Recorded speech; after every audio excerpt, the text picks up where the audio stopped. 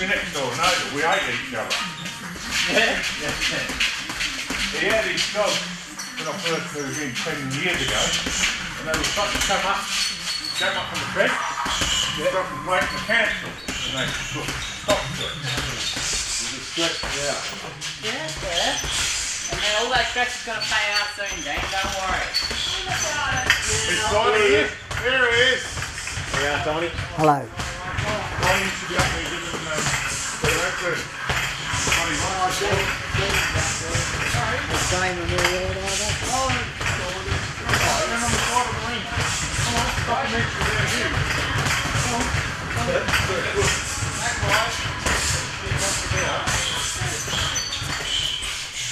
That's like Matt. Matt looks so different now as well with his glasses on.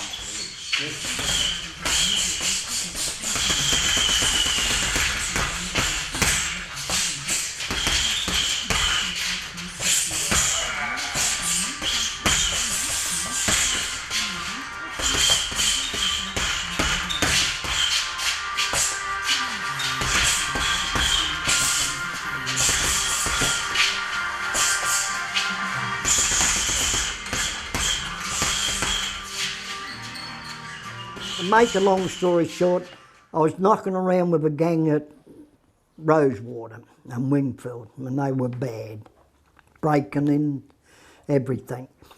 And the copper, Tommy Ryan, he was ex-boxer, and he said to me parents, get him into a sporting club or something and get him away from these blokes, or you'd finish up in jail. I reckon I had 100 odd fights. How old are you now? 85. Yeah. So you're tough to kill then? Oh, well, a horse kicked me in the head years ago. How'd that happen? I was shoeing it. Well, I was shoeing it, and my mate was holding it, and he was smoking. He didn't know nothing about horses. And he blew smoke in its eye, and as it did, reared up, knocked me over and struck me in the head. Knock you out? Yeah, knocked me cold. Mm. The trainer was down the pub, and his wife rang him up and said, get home here, Tiny got kicked. Mm. And said, is he dead? He said, no. Well, he's all right. I was a nervous horse and I knew, you know. Mm. But and I said, don't go smoking, but he wouldn't listen. Mm. So you was a farrier? Farrier, yeah. I used to shoot Colin Hayes' horses when he was down at Angus, Semaphore Park. Yeah, right. And behind the Lefevre School, he had old Surefoot. He paid £11 for it and went over 2,000 odd pound jumping. That's amazing. Yeah, he was.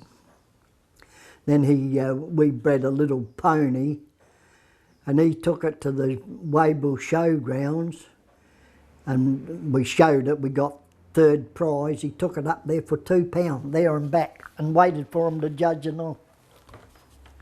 He lived behind Lefevre School first, and he had one horse there, Surefoot.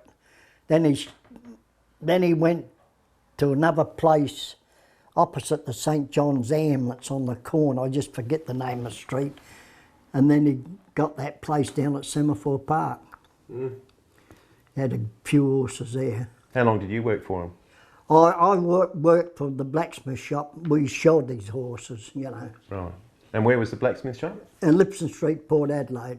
Yeah. Well, it's a cyclone fence there now. Smith Motors has got the brick building, and the cyclone fence next door, Smith Motors have got that now. I know what you're talking about. We used to shoe the draft horses, used to be on the wharf to pull the little trolleys, and then them days, you know, we had 5, 6 of them. And when we finished, I had to take them down the wharf, and the old hack would follow behind us, and you get on one of them in the middle, and he'll start bucking, and another one had him tied the bridle to bridle, you know, to move down, keep them in a line, because there wasn't that much traffic down them days. And I had to ride, then the one in the middle would start bucking, and then you'd be hanging on, and It made you tough. oh yeah, bareback. Couldn't afford a saddle, we used to have to ride bareback. big sores on your. How old were you when you started with the blacksmith? I was 3 weeks off of 14 when I started in the blacksmith shop. My stepfather said to me, "Hey, what are you going to do? Go back to school or get a job?" And I said, "Oh, I'll get a job," because I was hanging around the blacksmith shop for about 3 months after school. Then the boss asked me, did I want a job? And he said, "Well, you get out and get a job or I don't feed you, you know." So you got a job? I got a job. But he finished up training me in boxing, you know. I got knocked out by Don Britton.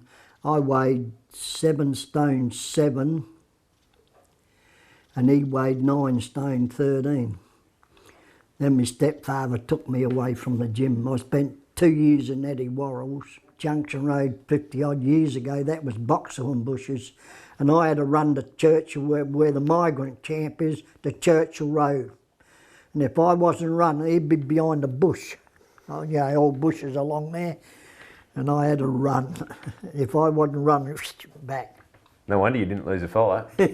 But, you know, he was hard, but I didn't used to like sparring with him because he worked at Holden's, and Thursday nights he'd generally have a few beers, and I had to spar with him because it's only him and I sparring. And I cut his nose, you know, 15, 16. I went inside and threw my gloves off, and my mother said, "What's the matter, son?"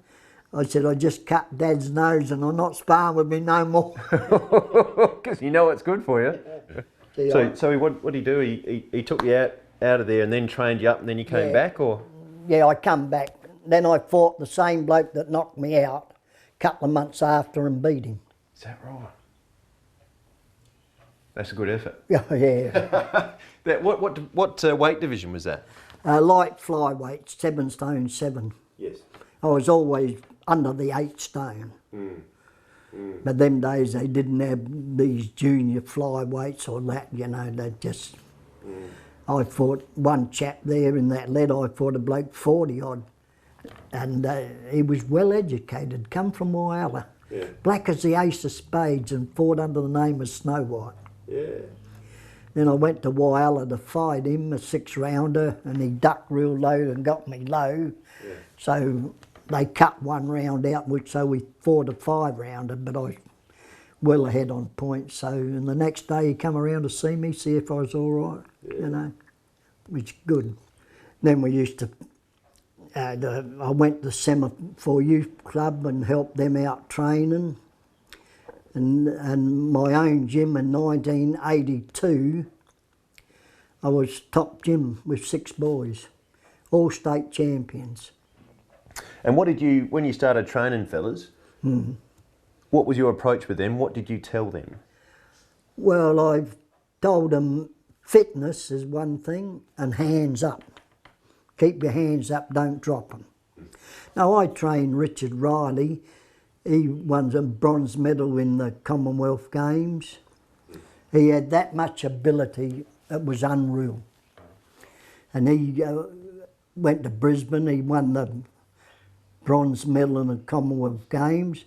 Then we went to New Zealand and he won the title over there. I just forget, that was the Oceania Games. But he was good. Wouldn't train, but he had that ability, you know. And a little Scotch bloke, Peter Rock, I trained him 68, he come out from Scotland. And I trained him right through to, when was it? We went to Brisbane. When he won the gold medal, I got his gold medal, and I'm walking down the aisle, bugger him, he's in the... I got his gold medal. Fantastic. But I still see him, he's in his 50s. Who were some of the other really good talents who you trained? Dave Bookage, he was light heavyweight champ. Terry Old, and Richard Riley. But see, some of them, they might only have 1 or 2 fights and then you don't see them no more. Are boxers some of the fittest athletes around? They, this mob down here, Port Districts, they come down and train. Yeah. North Haven Football Club. Yeah. I've had them, the soccer club. Mm. And I've even had women's under 18 Port Magpie team training. What's a typical training regime then? Oh, well, we get them to warm up first, do a bit of exercise, you know, stretching, do a lap of the oval and come in. And we do 4-minute rounds on the bag with a half-a-minute spell. And then when they finish, they got to, you know, relax, stretches and that, so they don't do muscle. So I've got another chap, Mark, that helps me. He's very good. Right. How many typically do you have in your, do you call it a stable? Yeah. How many typically do you have in your stable? About 19 at a time. It all depends. I got a few women. I got a few women that do it. And I had one good girl, Pepper. She got killed over in Cambodia on a motorbike. She was good. She fought a girl. She gave away 12 kilos in weight and about 12 inches in height. She didn't beat her, but she done a hellish good job. What's the story with the daytime bouts at Holden's? Oh, that was during the war years. My dad worked at Holden's and I worked in the blacksmith shop at Lipson Street, and in the dinner hour I used to go up there and fight. You know, shoeing horses, you know, and 12 o'clock dinner time I used to go up there and have a fight. Really? And that was like a prize fight? Or? Yeah, we got paid for it. Yeah. But I never told my boss we got paid for it. Because my boss, the blacksmith, he was a hard man. Was that under proper rules? Yeah, proper rules, yeah, amateur rules. They had amateur judges there and all. Yeah. But my dad worked there. Yeah. That's classic. All right, well, we'll leave it there then. Okay, thanks a lot. Good on you, Tiny. Really appreciate it, man.